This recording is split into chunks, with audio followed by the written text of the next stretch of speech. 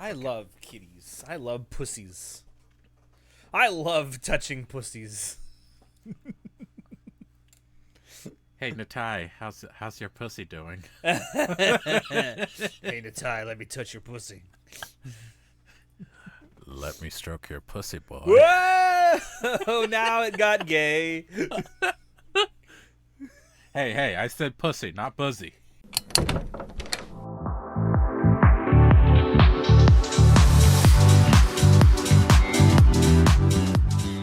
Hello, everyone, and welcome to Anime Club After Dark's movie reviews, a discussion detailing the good, the bad, and the downright ridiculous of anime movies. I am your host, Alex, but you can call me Senpai.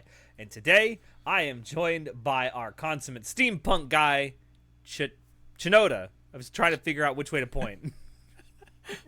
Hello. It was an absolute failure on my part. If you like steampunk, go play Dishonored 1 and 2. I own both of those games, but I have not played them, and I really want to.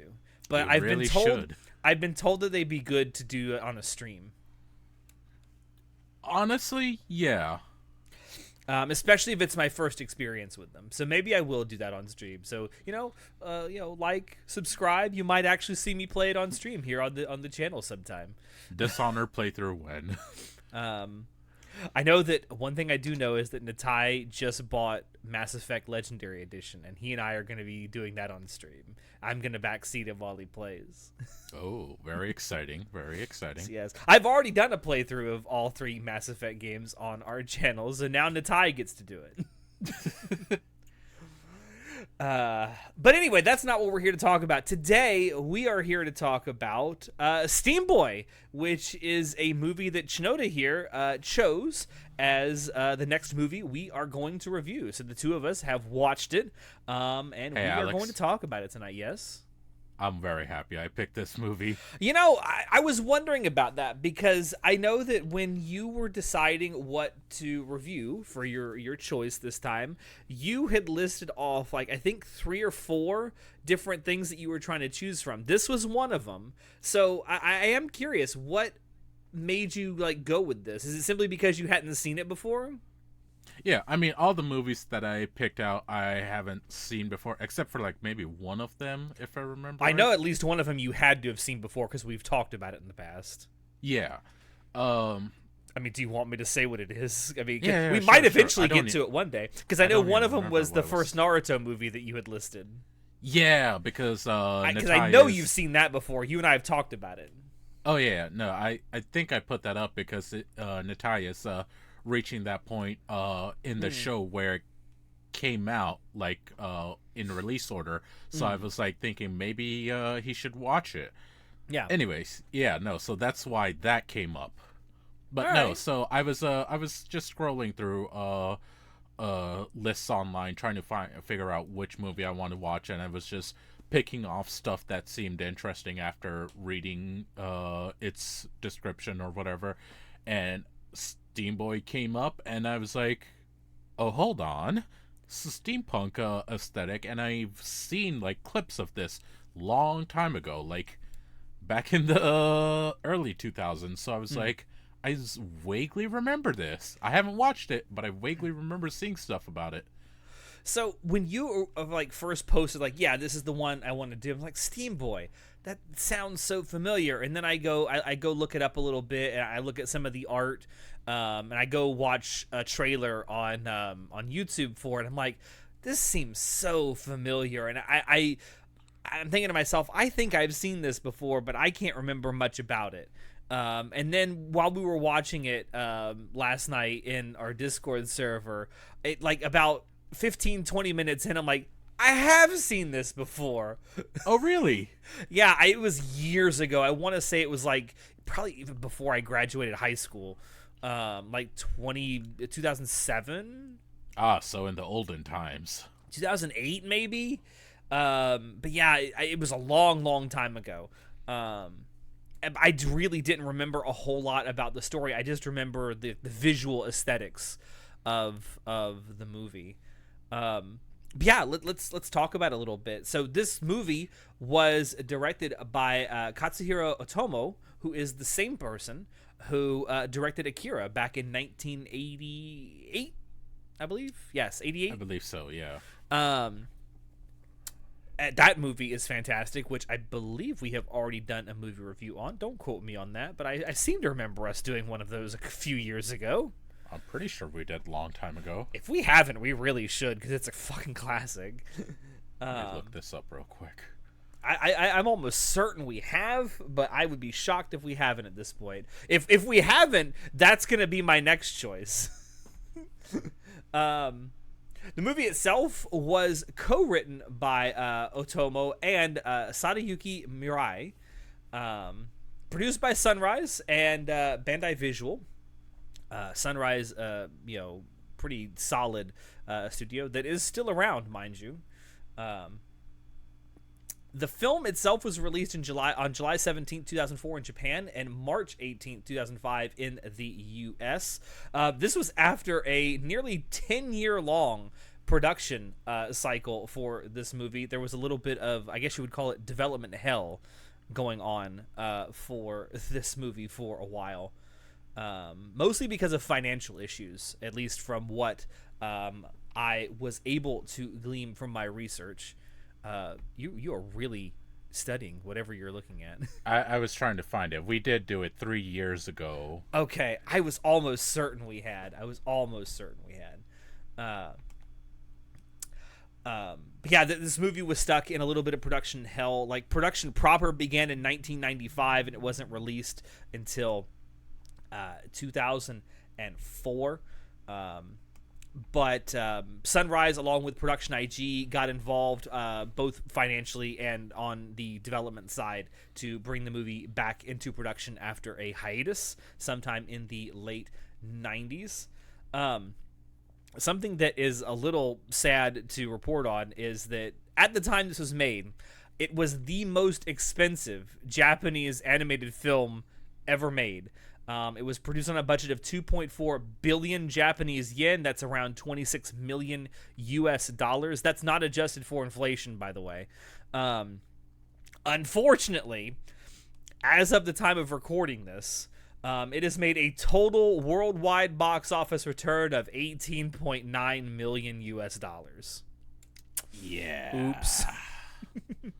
But, I mean, if you watch the movie, you can see why it took so much money to make, and we'll definitely get into that. Also, it has a runtime of 126 minutes, which is just over 2 hours, and by the time you get done with it, it definitely feels like you've gone on a 2-hour-long journey for sure.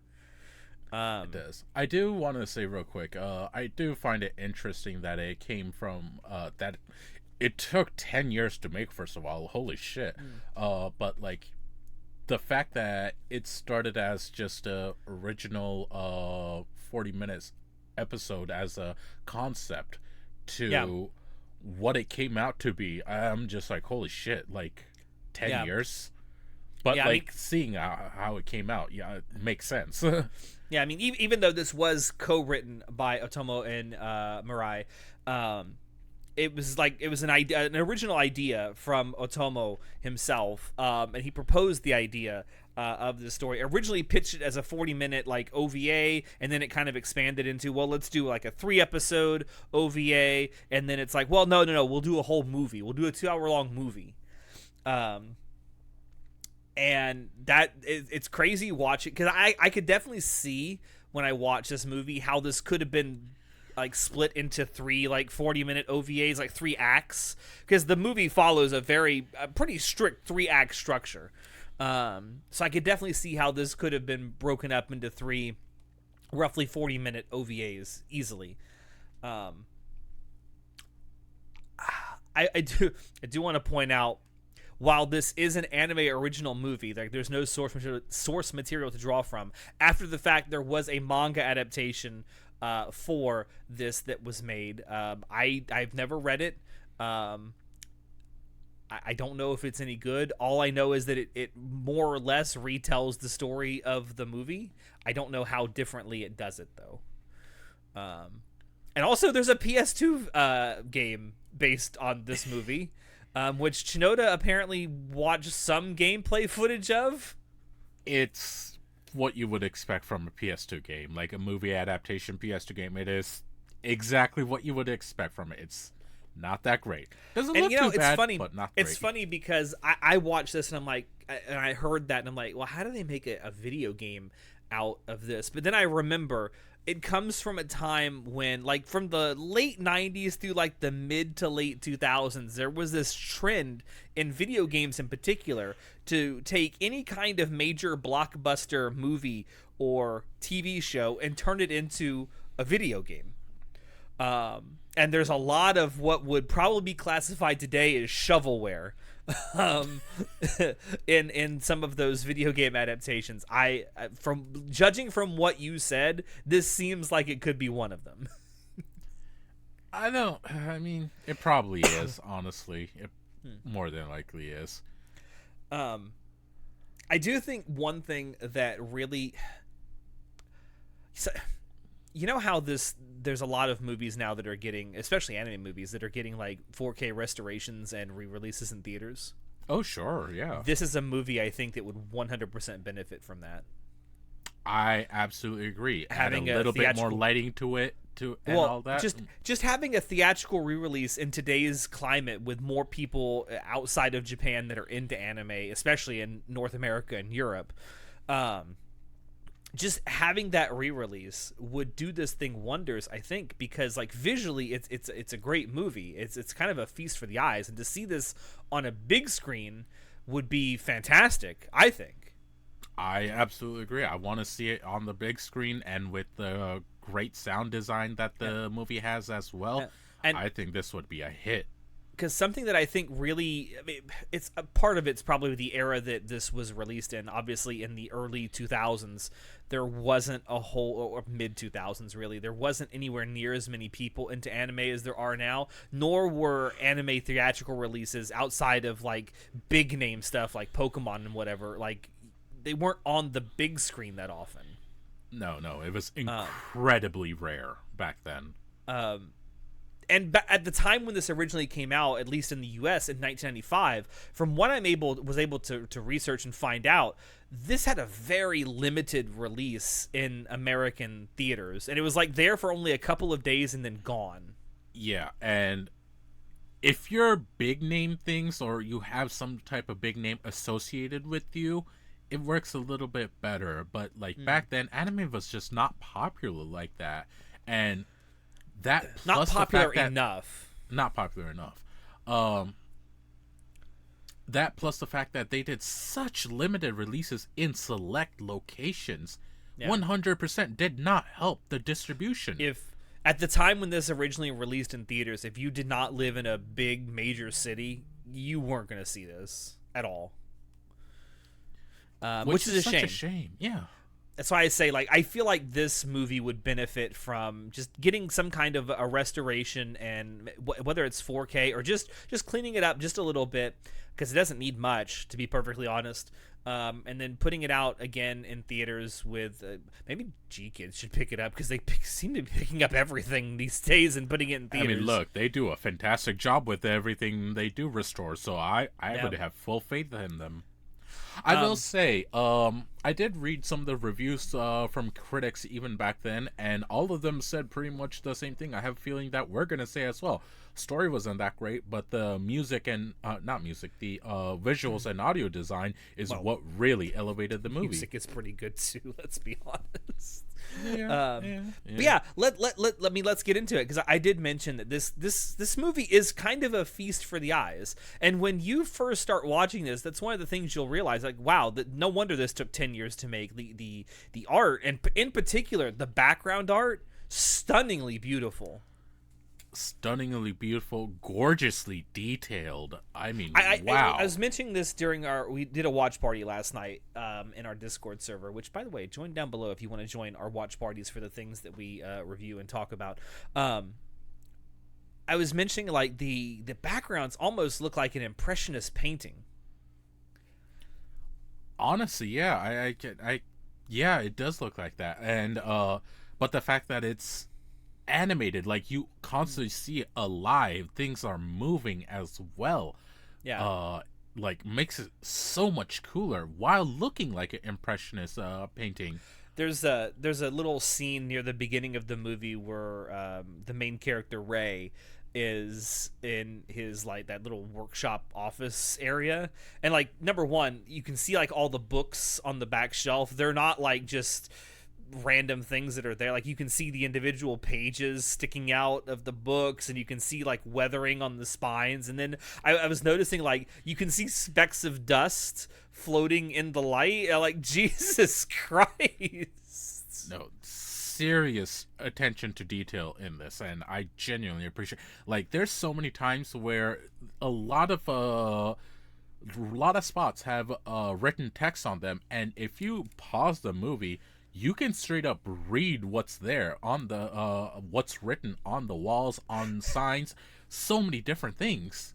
Can I just say it's one of my pet peeves in animation in particular, where anytime they do like a close-up or close enough to where you should be able to read what's on like paper or books or something, and it's just like these random scribbles, that irks me so much. It's like, if you're gonna do a close-up shot, make it readable. The only time I find that acceptable is if the stuff is supposed to be written in some kind of alien indecipherable language, and so it's got like these runes or whatever on it that I don't recognize. That's the only time I find it acceptable. Any other time where it's just like random scribbles and shit, like please do better. But yeah, this movie, I mean, obviously the story is sort of a steampunk alternate past kind of thing. It visually, it commits to that 100%. Like just the valves and the steam, and like, oh, it's so beautiful. And like you can see like the intricacies with how like the piping is designed, and you can almost see like if you turn a valve, you know, almost can just tell by looking at it what it's controlling. Yeah, again, attention to detail. They go way out and beyond to pay attention to these things and make it known as well. They translate the visuals extremely well for the viewer. Yeah. And there's some like really interesting shots in this movie too, because the movie itself is largely hand drawn. There are some CG elements, but they are few and far between in this movie. I'll say this. What? Even though there are CG elements, it blends in so well, I could barely tell apart what was CG and what wasn't. They blended in so beautifully, and because of the art style as well, I honestly couldn't tell that there was much even in there. I was just like, this is just a treat. Yeah, for sure. Like, they said, from what I was able to find, the movie utilizes over like 180,000 actual hand-drawn drawings, but only about 400 or so CG cuts. So, I mean, that's a very big ratio of hand-drawn over CG. And a lot of the CG that's used in this film is for like wide shots or perspective stuff.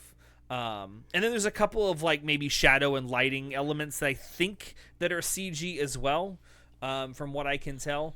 But like you said, they are integrated very seamlessly. There's like maybe one or two shots that I can even point to in this film where it stands out enough to I'm like, oh yeah, that's CG. But like even early on in the film, there's this shot where the characters are running down a hallway, right? Yep. And in a normal anime, like a TV anime or even like a normal anime movie, I would expect that camera, like camera in quotes, the perspective, to be static and just it's the characters running toward and then behind, right? Out of frame. No, with this one, it starts with like a close-up as the character gets into the hallway, and then it like pans back as they're running down the hallway. Like that's an actually good dynamic shot for an anime. Oh yeah. There was another shot. I think I know what shot you're talking about, where they also shifted the shot in the degree. Yes. Yeah. It's almost like they have the camera on a dolly and it just goes whoop. Yeah, and I love that so much. I saw that, I'm like, holy shit, how did they do that? I'm pretty sure CG was used to do that, but it's so difficult to tell because nothing about it changes from what is very obviously a hand-drawn shot from before that to the obviously hand-drawn stuff after that's done. It all looks so similar. Like, if that was done hand-drawn, That's incredibly impressive. If it was done with CG, I still find it equally impressive because of how well it was integrated into the hand-drawn animation. Yeah, just seamless. It genuinely was seamless. There's also a scene later on toward the midpoint of the movie where the main girl character Scarlet is like dancing, and there's multiple lighting sources and the above shadows her, and the shadows that dance around that dynamic shadowing, and it's so good. It's so fucking good. I was genuinely impressed by that. Like, I not know just this by is the probably dancing. This is probably really boring for some of y'all to listen to us talk about technical stuff like this, but this is the shit I love seeing in anime when there's this much attention to detail placed on all of these things. And you may rightly ask, how does that affect the story? It doesn't, but it really affects my enjoyment of it and getting lost in this world. It's the quality that immerses you. Yeah. Background technical stuff like that, maybe it doesn't matter too much for some people, but it helps world building. It helps quality. Yeah. It matters. I mean, and we don't normally talk about like specific cinematographers, but I do want to talk about this film's cinematographer for just a moment. Mitsuhiro Sato was the cinematographer on this movie. He was also the cinematographer for Pluto that came out a couple of years ago. That anime is fantastic and utilizes CG animation very well. And also, very recently, in fact, it's still currently airing as of the time of recording this. By the time this comes out, it will be over. But is currently the cinematographer on Lazarus, which is Shinichiro Watanabe's newest anime production. So, and while I do have certain issues with that film's or that anime's story, the cinematography in it is fantastic. So this dude is great. He's also worked on some other stuff over the years, but those are the two most prominent that he's worked on recently that also showcase a great degree of technical skill that this guy has. There's a scene later on in the film during like a dogfight where there's some dynamic lighting going on, and like you see like the clouds obscure sunlight. And like how it passes over the character's face. It's so good. It's so good. Again, minuscule details, but wow, they add up really quick, especially when you notice them. Yeah. Let's talk about sound design, scoring, and stuff like that for a little bit. So, when I was I didn't realize this until the very end, and I saw the credits. I recognize like because the music in this film is really good. I wouldn't say it's like something super standout or something that really is gonna stick with me for a very long time. But there are some really great musical cues and leitmotifs throughout this film.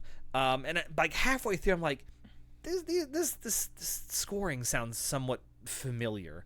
It sounds it's bombastic, very percussion heavy, in some parts.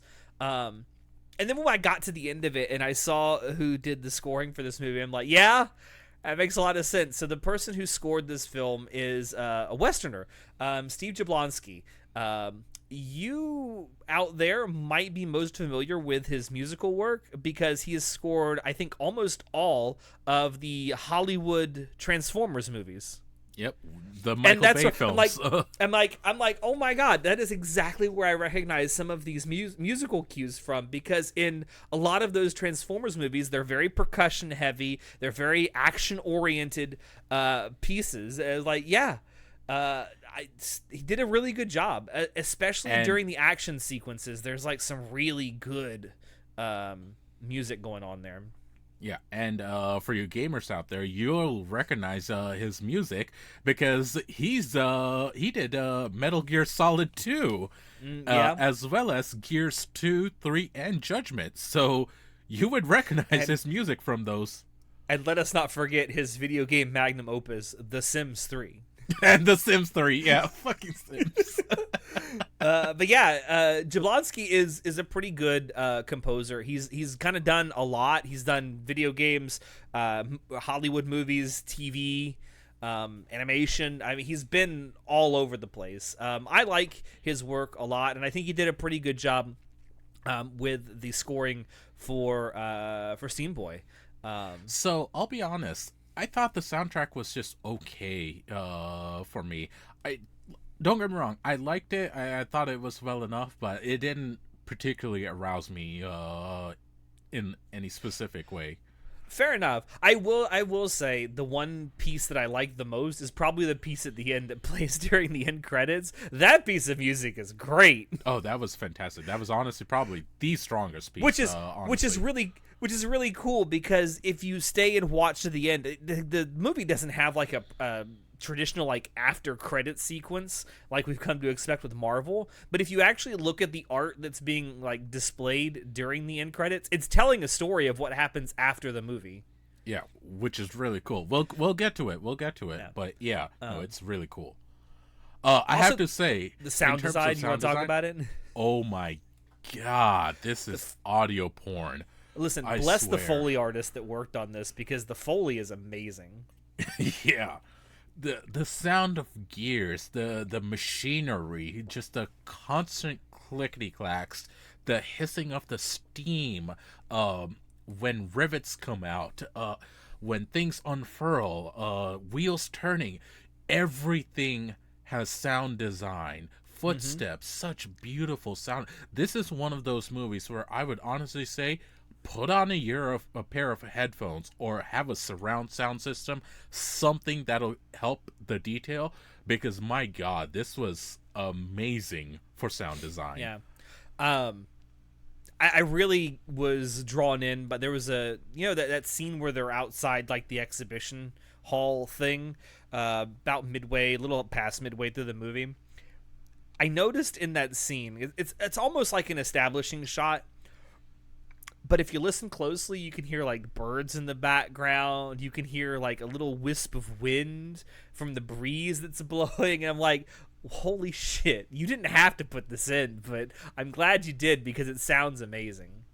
No, and there's so many little things like that here and there where you could completely ignore it, but the fact that it's there in the movie, it just adds on. Just like the small visual details, Yeah. the small auditory details adds up. Yeah. Now, I don't know if you watched any of it, but I didn't watch the whole, because when I watched it, or rewatched it, I guess, I watched it in Japanese with subtitles, but I did go back after I was done and just kind of thumb through a few scenes with English dub. The English dub is surprisingly good, and it has some heavy hitters in it too. The grandpa character is played by Patrick Stewart. Fucking Patrick Actually, Stewart. fucking Patrick Stewart, and he does a phenomenal job. Like, dude's like acting his ass off as the grandpa. Alfred Molina, who is Doc Ock in the Sam Raimi Spider-Man movies, is the father character.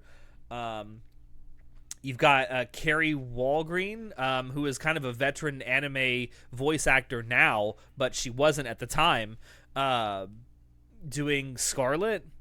There's some really good talent in it. Hell, Robin Atkin Downs is in this, and probably you and I most know him as the Prophet of Regret in Halo. Yeah.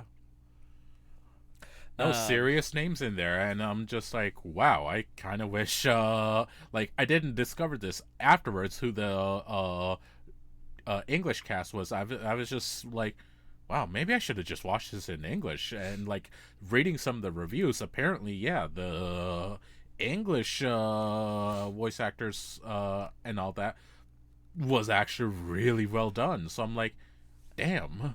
You know, I know we talk about the English dubs of Ghibli movies being like top tier, right? This is almost on that level, I would say, which is high praise. It's the highest praise I can give any English dub, is that it's near Ghibli levels. No, that's honestly pretty good praise. I can't think of anything to shit on. I like I said, I didn't sit and watch the entire thing in English dub, and maybe I will sometime soon. Just rewatch it in English to get the full experience. But I have no complaints. I think you get just as good of experience watching this in Japanese as you do English. I would honestly say you might get a better experience watching this in English because the setting is in England. So It's Victorian England. Victorian England, yeah. And the voice actors, the English voice actors that they got, that aren't necessarily British, they're putting on really convincing British accents. Yeah, so you could probably get a better immersive experience watching this in the English dub. Yeah. I was shocked at how good it was when I thumbed through it and listened to it. So that's crazy to me. Shall we actually talk about the story now? Because I would argue that this is probably the weakest aspect of the movie, unfortunately. Unfortunately, you are 100% right. Don't get me wrong. And it's not because I did enjoy it. I did enjoy it, yeah. Bad. It's not that great, but it's not bad. No, it's not bad. I think the thing with the story is it's a very simple story, kind of. I mean, at its core, it's a MacGuffin story. The whole thing is about the steam balls, right? Yeah. That's the MacGuffin of this. And then I guess you could say there's a theme about science versus ethics. Yeah. Just because something can be done scientifically, that doesn't necessarily mean that it should be done for moral reasons. And also the ethics of using scientific progress to create weapons of war. It does tackle some heavy concepts here and there, which I do appreciate. Yeah, I do appreciate it. I almost think that this story could have benefited from being an actual series instead of a movie, to get more time with the characters and to develop them more, and to develop their motivations, because the motivations for these characters are kind of developed on the fly, and you kind of have to roll with it, which is fine. It's fine for a movie, but I would have enjoyed the characters more, I think, if I had more opportunity to get to know them. See, I'm actually going to disagree with that. I enjoyed what they gave because of the limited time we had with them, and the fact that we had to roll with what we were given and take a little bit of guessing as to character motivations here and there. I somewhat enjoyed it, and especially watching the main character, Ray, confront these various problems and situations. I genuinely like that. Yeah. I don't know. I like the characters. I certainly like their designs because every character looks unique. I do find it funny that even though every character kind of has a unique look to them, right? They all still kind of look vaguely Victorian British. Also, there's a dude in here, I swear to God, looks exactly like Tommy Lee Jones. Who? God, what was his name? Shit. Oh my God, I'm blanking on his name. David? Was it David? No, Robert Stevenson. That guy looks like Tommy Lee Jones. Oh my God, he does. Holy shit. I mean, not Tommy Lee Jones today, but like a younger Tommy Lee Jones, like 1990s Tommy Lee Jones. I didn't even think of that. Holy shit, he does. I was like, when he first came on screen, I'm like, Tommy Lee Jones, is that you? Men in Black, what? Anyway, story. No, I love his introduction, that character's introduction, by the way. The whole thing with the train and the chase, that was great. I love that action sequence so much. And it's like, it was such a quick, action, quick little introduction, back to action. Yeah. I'm just like, wow, what a roller coaster. I also love how calm and cool and collected he is when there's like an actual airship with a crane trying to take the roof off the train. He's always like, he's just sitting there like, oh, this is cool. Very interesting. Interesting. Can I see your scientific papers on this? And I will say that's one thing I did enjoy about the story and how it's presented here is when the characters are introduced, you're not 100% sure initially as a viewer whether these characters are good or bad. Because any of them, honestly, and that's the thing. That is one thing I did appreciate about the story of Steamboy is that you don't really understand until about the midway or maybe even slightly past the midway point of this who's the real good guy here. Because, I mean, ostensibly the conflict is framed around a difference of opinion between what's moral and what's right with scientific progress. Between Eddie, or I call him the father of the main character, Ray, and Lloyd, who is the grandfather. Eddie has kind of got it into his mind that, okay, we can use this scientific progress as a weapon of war to keep people from going to war. Because if we just keep everyone on Earth at a stalemate weapons-wise, like they all have the same kind of weapons and no one has an advantage, no one's ever going to go to war because they know it's going to end in a stalemate. It's literally the Cold War sentiment. Yeah. And then you have Lloyd, who's like, no, you should never use science to create weapons of war, and it should never be used to profit off of. Science is for the benefit of everyone. And ostensibly, the father, Eddie, thinks kind of the same thing, but in his mind, his reasoning is that keep everything equal. If he's keeping everything scientifically equal between nations, it does benefit everyone because people live in fear. And it's funny because seeing the Foundation side, and then you get Stevenson with the British side. It was such a interesting perspective. Yeah, and Stevenson's like a patriot. Like all he cares about is preserving Britain.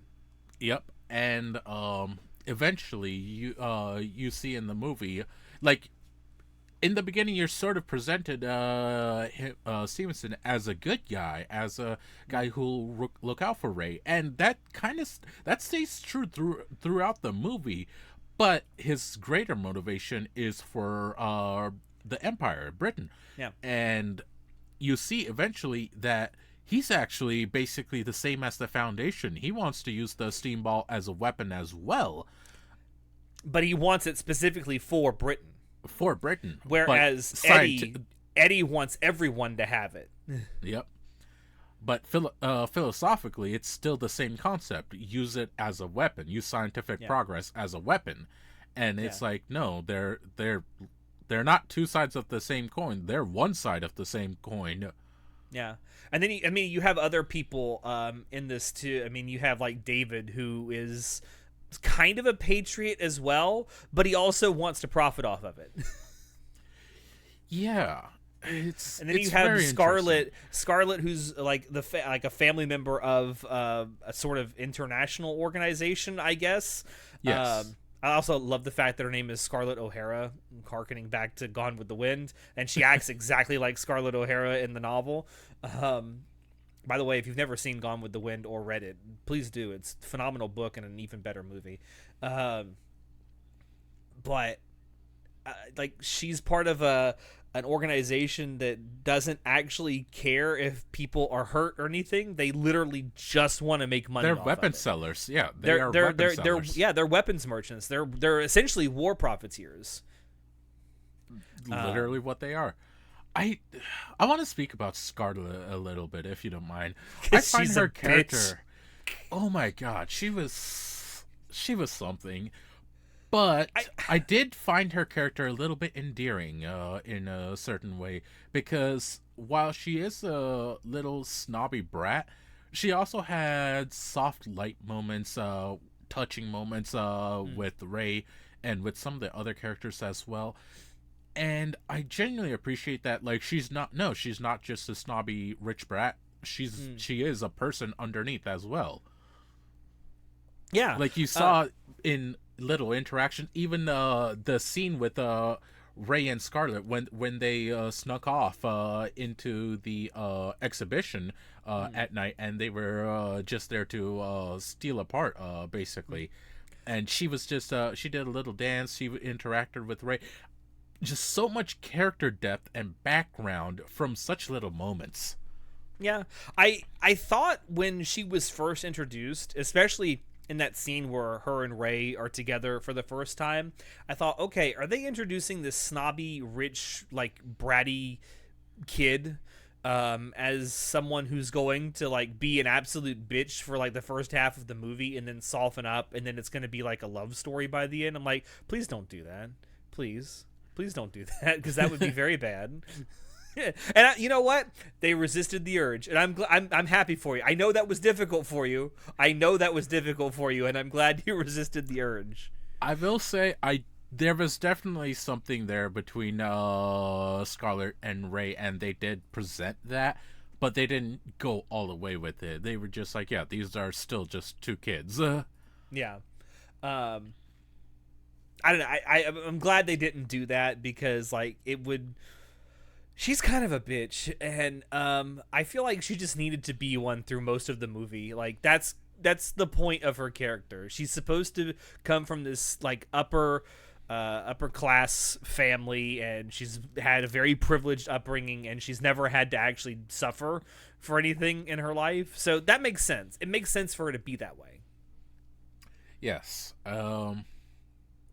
But I did like what we got, and like we even saw what happens with her towards the, not just towards the ending, but like at the ending during the credits as well. Mm-hmm. And I thought that was pretty cool. Seeing her become a actual airplane pilot. I will say that this film does suffer from like evil headquarters syndrome, I will say. I don't know if there's an actual word for this, but I call it evil headquarters syndrome. So there's this trend in some storytelling, especially when you have these villains, or shall we say antagonists, that have these outwardly sounding lofty goals, to have their evil headquarters be something that's hidden in plain sight, more or less, which is what the Steam Tower is at the end that we see. It's something that's been hidden inside of a like an unassuming building in Victorian England, right? Yep. How did no one ever suspect that something was going on when they were building this shit? Just, man, that sure is a lot of steel going to that one building. There's a lot of construction going on in this already completed building.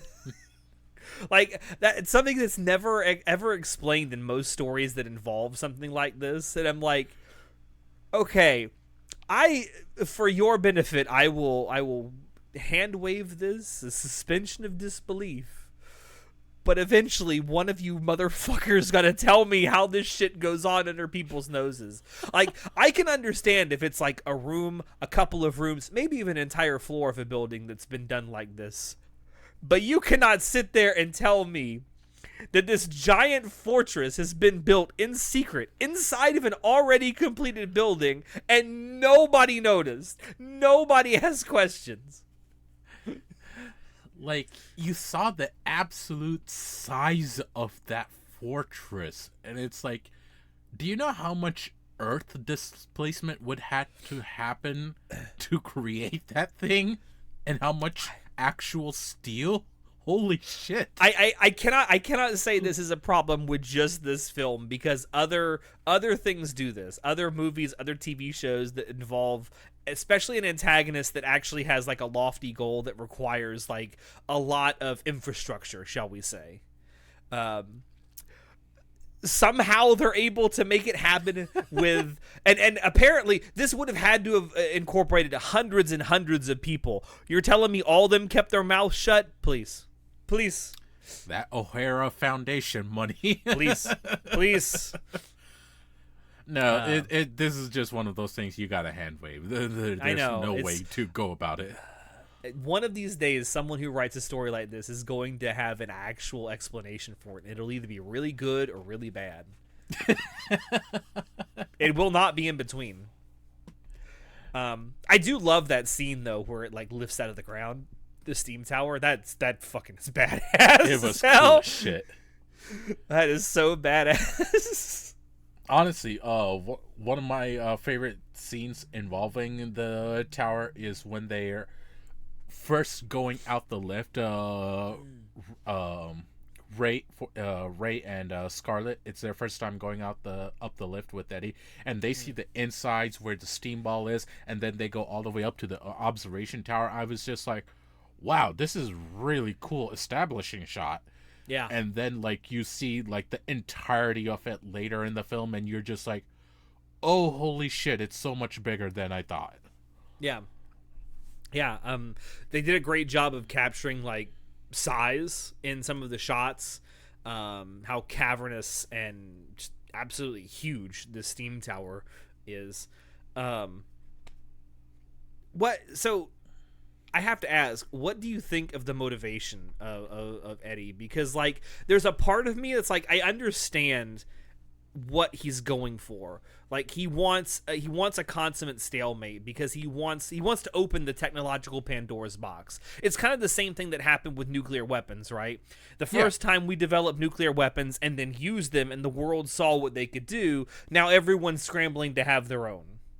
Yeah, no, literally when I was watching it and that philosophical debate came up, literally the Cold War was the first place my mind went to, because I was like, this is the same thing. It's like other than the fact that science to make weapons and all that shit, like, no, keeping things equal through weaponry of science, I understand the concept. Me as a person, philosophically, I disagree with it. I'm just like, no, science shouldn't be used for that at all. And yeah, you might be keeping things equal, but you're also creating mass destruction weapons. It's like, no, we're in a civilized world. Why do we have the need for it? I mean, it is crazy that even in the movie itself, it's brought up. It's like throughout a lot of human history, a great deal of scientific progress has been because of war. Of weapons. Yeah, because of war, because of warfare, because of weapons development for war. And there is a philosophical and historical argument to be made. Like, if it weren't for war, would humanity be anywhere near as technologically advanced as we currently are? Unfortunately, I think the answer to that is no, we wouldn't. We had to create these technologies to progress. Without the need for rockets in World War II, we probably never would have gone to the moon, because people started thinking, well, if we can use rockets to send a payload of weapons, halfway across the world, or even across the battlefield, what's to say we can't fling it to the moon? Yeah, and it's like so many other discoveries were made because of things like that. And like, look at the microwave. We would not have gotten the microwave if we didn't have war. Yeah, I mean, the microwave was kind of an accidental invention of war, because have you ever heard the story of that, how it came to be? This is a very unrelated tangent, but I'm going on it. Stay with me. Go for it. It came about because I forget the guy's name, but it was a radar engineer who had a bar of chocolate in his pocket, and the microwave emitter, he got too close to it one day with that bar of chocolate in his pocket, and the chocolate melted. And they realized what was causing that chocolate to melt, and they went, wait a minute, we can use this to heat up food. And bada bing, bada bang, we're gonna have the microwave for the rest of humanity. Yeah. It is crazy when you look about how many human inventions, the catalyst for their creation was war, whether directly or indirectly, and the film touches on that. And to a degree, you can actually say that Eddie kind of succeeds in what he's aiming for, because his goal was to make sure that the world saw what was going on and what they were capable of making with the technology that they had at their disposal. And with the technology of like the steam ball and what is cold steam, I don't know the scientific validity of cold steam. I don't, because I've always understood that high pressure creates high temperatures, but I could be wrong. Yeah, I didn't look into that at all. I was just like, all right, sure. I went with it. I went with it because, like, whatever. I will hand wave that because I watch Star Trek, and you have to hand wave a lot of shit in Star Trek.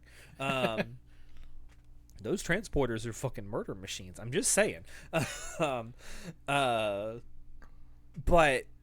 the world sees what it's capable of. Like, so, like, the genie's already out of the bottle. Pandora's box was opened. Like, people know that this is a thing that can be done.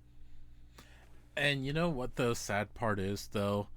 Even with that, you still see, during the credits, you see there's another great war that happens, and I think which looks a lot like World War One. Yeah, it legitimately looks like World War One. So I was just like, it sucks because even with all the progress and like effort Eddie made, the war still happened. Like, and it will keep on happening because to the end, it is still humanity. Like, they'll still fight, they'll still squabble over things. It's just gonna happen. I also love how during like the final battle and like the O'Hara Foundation in being the consummate capitalists that they are, they're using this crazy thing to show off all of their inventions to all these world leaders that are there. Like, buy our shit, buy our shit, buy our shit. Look how Simon. I love Simon. Look how good our stuff is. Don't you want to buy it for your own armies? And like they start to wheel out more and more like elaborate and convoluted machines. Like soon in our Discord server made the joke while we were doing the watch party about BioShock, and then they show off the guys in the steam suits. It's like, oh my god, it's a Big Daddy. Yeah, literally it was. I also like how they got the guy in like the diving bell suit that tries to walk up the stairs and he trips and falls back over. Yeah. That was funny. Just fantastic little moments in the movie. I love that. Yeah. And it's like Simon is like I think he realizes that this is really fucked up, but I just got to do a job. I got to sell this stuff to these world leaders. And like, can you get us out of here? Can you get us out of here? Oh, wait till you see this. Sure, we'll go towards the exit. By the way, this is a control room where we do this, where we do that. Get us the fuck out of here! Because in the back of his mind, like, I'm so getting fired. I'm so getting fired. I'm not making a single sale here. I'm so getting fired. Oh, the funny thing is, he probably did make sales. Probably. That was a good like narrative choice to have this all framed around like they call it the Great Exposition or something, which is essentially like a World's Fair, which were real things that happened. They were showcases of culture and technology, which honestly I feel like we should still do, but they stopped doing those a long time ago, I think. Yeah, it's honestly a shame. But it was a great idea to frame this around that event because, number one, it makes a lot of sense that if you really want the world to see your crazy, war machine that you've created, why not have it at a time when a bunch of world leaders are going to be gathered for a scientific event? But also, when you're giving some of those world leaders and functionaries and diplomats a tour of your war machine... Makes a lot of sense. I thought that was a good narratively. That's a great choice. I just have to say, I loved seeing the Queen come to the fair and open it up, and as the Foundation was starting the attack, just her servants coming into to her and just whispering in her ear, and I'm just imagining, Your Majesty, sorry for the interruption, but it appears we're under attack. We would request that you evacuate with all haste. And you just see her walk away, all gentle and queen-like. I'm just like, I was just imagining, like, Your Majesty, another tower has been hit. Your Majesty, the London Bridge is falling. uh, What do you mean? It uh, literally, ma'am, it's literally falling. yeah, I don't know. I really like that whole final battle, the way it plays out. I think it's narratively it works. I don't know. I like this movie a lot. I want to like it a little bit more than I do, but it has a lot to offer. Honestly, It really does. I feel like if they cut a little bit here and there and gave more time for characters, it might be a little bit better. mm. um, I also like the not the very end where we get the montage during the credits, but like everyone after the tower explodes and everything, um, where it's left a little ambiguous there. It's like dangling a little bit whether Lloyd and Eddie even survived. And everyone's kind of assuming for a little bit that they didn't, like, because I thought that was actually really cool, the idea that a villain and a hero have to work together and both have a heroic sacrifice to save like the city and the people in it. I thought that was cool. I think that was diminished a little bit by the fact that the revelation that they're alive, with the submarine thing that comes up, and then of course you see in the in the credits, it's implied that at the very least Lloyd survived. Um, I'm pretty sure both of them did survive, but like no, they absolutely implied Lloyd did survive, and from what I gotten, introduced Ray to electricity and the world, from what it Yeah. looks like, and then eventually he did pass. Yeah. I don't know. I thought that took a little bit away from it, because one of my favorite like tropes, favorite narrative things. I love the heroic sacrifice. I love it even more when an antagonist has to do it. Yeah, when it's an antagonist doing it, oh man, it's good eats. When an Good antagonist fucking has a eats. when an antagonist has a sort of heel turn moment and they're the ones that have to do the heroic sacrifice, especially if it makes sense and it's written very well. I love that shit. That's one of my favorite tropes in fiction, and we kind of got that a little bit, but they pull it back when apparently they didn't actually die, which that bothered me a little bit. I won't lie. I can understand that. I'm fine with it because like they showed that they survived for a reason, and there was more story reasons for it, and I was cool with it. I think it would have been better, at least in my opinion, if during that montage, if they did actually die, that Ray learns all of that stuff from like his grandfather's notes. Like, his grandfather has the notes that he passes down to him, and he uses that to like carry on his grandfather's legacy. Yeah. I I don't know. will To me, say, that narratively would have been a little bit better. yeah, no, I can see that. I will say it was cool watching the credits and the scenes that were in them, and just seeing Ray become a worldwide hero. I thought that was really cheesy It's but cool.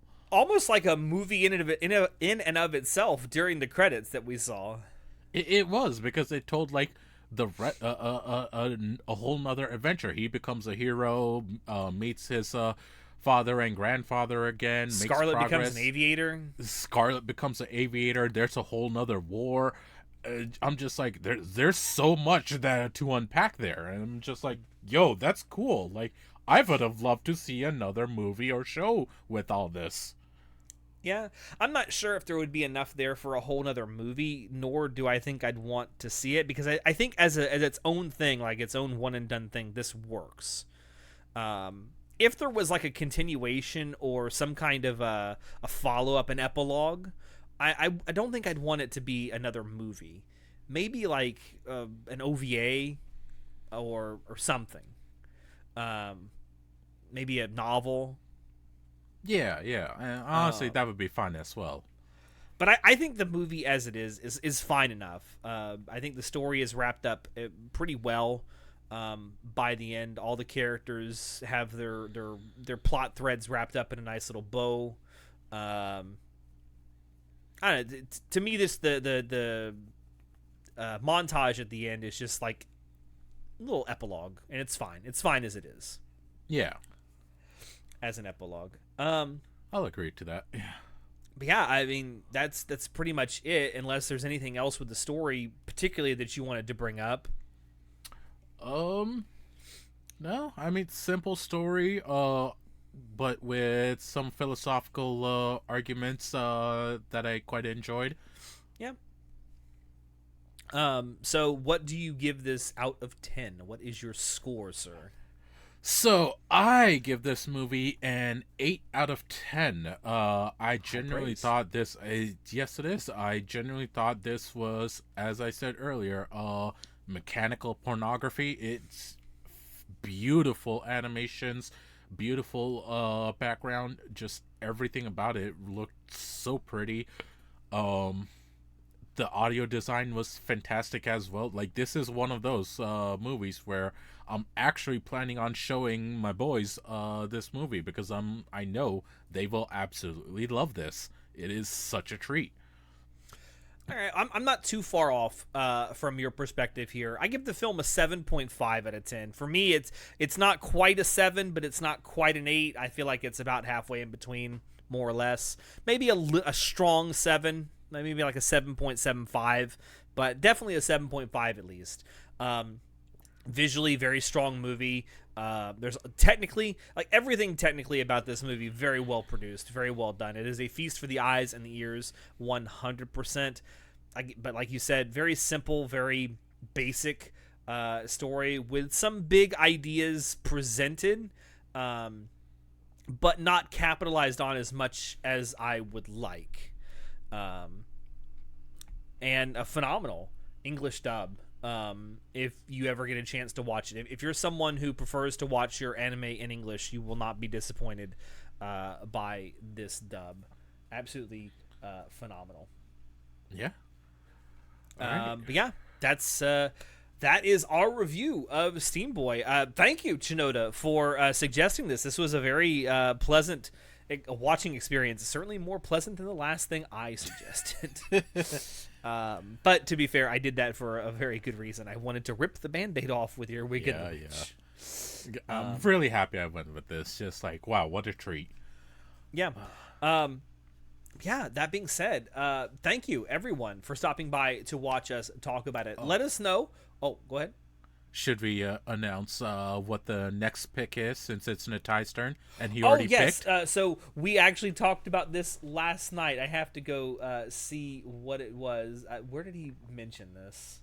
I know we talked about it. Oh, I know where it is. Give me 1 second. I completely forgot that we talked about this last night. And I was going to bring it up. I hope you guys are looking forward to it, because we actually spent the previous night figuring out our release schedule and everything. We have some good stuff lined up. So yes, a couple of things with our next movie reviews. There are two coming up that we're most likely going to do. One is one that Natai has chosen. One is we're going to do one because it's going to be topical, because it's a movie coming out that we want to see and talk about. So yes, we will be doing a movie review of the Dragon Maid movie that's coming out later in July. When that will come out, I don't know just yet. But the next anime movie that we will be reviewing, that Natai has chosen to do specifically, is Whisper of the Heart. So we are doing another Ghibli film when we do another movie review that one of us has chosen. But yeah, that will be the next movie review we do after this. Whether that comes out before or after the Dragon Maid movie remains to be seen. But yes, look forward to both of those coming sometime within the next month or two. Yep. All right, Anyway, now all you that being can see said, us out. all right, all that being said, thank you everyone for dropping in to watch us talk about Steamboy tonight. Let us know down below what you thought of this movie. Also, let us know if there are any anime movies that we haven't done reviews on that you would like us to do reviews on in the future. We always welcome your feedback and suggestions for things to do, reviews, spoiler cast, and all that stuff on. Also, don't forget to like this video if you liked it. Subscribe if you want to see more. We are trying to hit 1,000 subscribers by the end of the year. Also, check down below where you can find links to all the stuff Anime Club After Dark does. We have a link to our Discord server down there where you can join, talk about all the anime you've been watching, stuff that's going on in your life. We have channels for a lot of different stuff. We also do watch parties and games and all kinds of stuff in there. So join if you are, well, at least if you're 18 plus, and if you want to be part of the Anime Club After Dark community. We also have a link to our merch store down there where you can support us that way if you would like. And with that, I have been your host, Alex, and we will see you next time. Say goodnight, Shinoda. One like equals one less degree of heat, please.